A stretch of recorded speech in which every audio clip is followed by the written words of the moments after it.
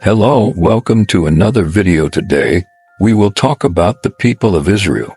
The history of the Hebrews, also known as the people of Israel, begins with Abraham, a man who lived about 4,000 years ago in the city of Ur of the Chaldeans, Mesopotamia.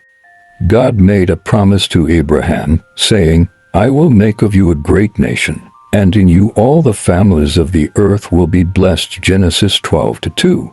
Abraham then left his hometown and followed God's direction to the land of Canaan. Abraham's descendants settled in Canaan, but ended up going to Egypt because of a great famine. There, they were enslaved by the Egyptians for many years, about 400 years.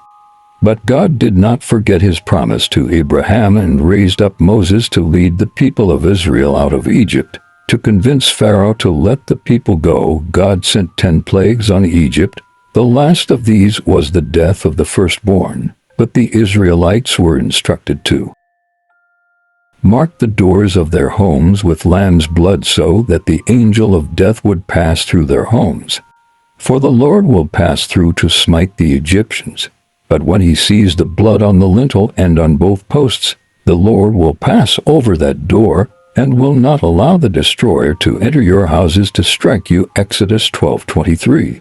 After the last plague, Pharaoh finally let the people go, but he changed his mind and sent his armies to bring the people back. When the Israelites were trapped between the Egyptian army and the Red Sea, God opened a path through the sea so they could cross on dry ground.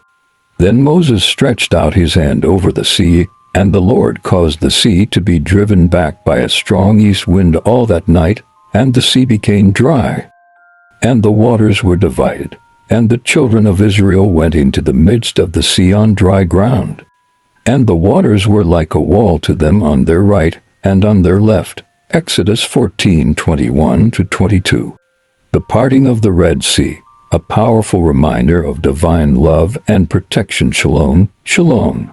The story of the parting of the Red Sea is one of the most impressive and moving in the Bible, narrated. Medium.com. The Israelites then walked through the desert for 40 years, being guided by God in a cloud during the day and a pillar of fire during the night. Exodus 13:21-22. In the desert, God fed them with manna, a bread-like substance, and water from a rock that Moses touched with his rod. However, the people of Israel often doubted Moses' leadership and God's faithfulness. See, after crossing the Red Sea, the Israelites headed to the desert of Shur, where they walked for 3 days without finding water. When they finally found a well in Marah, they discovered that the water was bitter, and they could not drink it. Therefore she was called Marah, which means bitter. Exodus 15:23. The people of Israel began to murmur against Moses, complaining that he had led them to die in the desert. So Moses prayed to God, and God showed him a tree that, when thrown into water, made it sweet. And God there gave him a statute and an ordinance, and there he tested him. Exodus 15:25. God's care in the desert. Water at Marah. Introduction. Medium.com. This was just one of many occasions when the Israelites doubted Moses' leadership and God's faithfulness. Even after seeing incredible miracles, such as the parting of the Red Sea, they continued to complain and question God. However, God continued to lead them and show his faithfulness by providing them with food, water, and protection in the desert. They learned that even in the midst of difficulties, God was with them and had a plan for their lives. Another fact that reports that the people of Israel doubted Moses' leadership and God's faithfulness. They built a golden calf to worship while Moses was on Mount Sinai receiving the 10 Commandments.